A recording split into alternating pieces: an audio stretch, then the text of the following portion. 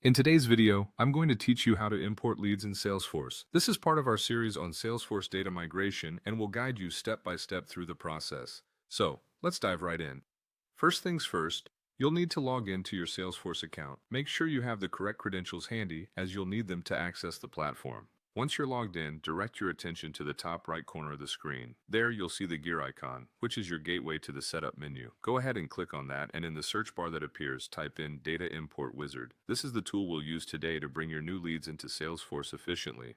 Once you find the Data Import Wizard, you'll see an option labeled Import My Data. Give that a click and then choose Start. This will initiate the import process. At this stage, you need to specify the type of object you're working with. Since we are importing leads, select Leads as your object. This tells Salesforce exactly what kind of data you're bringing in, ensuring everything goes to the right place. We're using a CSV file for this import, so go ahead and select I have a CSV file and then click Next.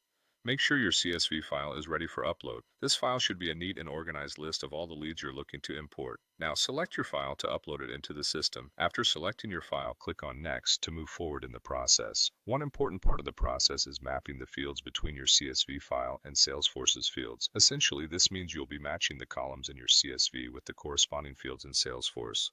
For example, if your CSV has a column for lead name, you'll need to map that to the lead name field in Salesforce.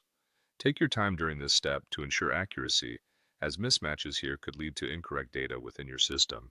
Once you've carefully mapped all the necessary fields, you're ready for the final step. Click the Import button. Salesforce will start processing your upload, and all your leads will be imported directly into your Salesforce account.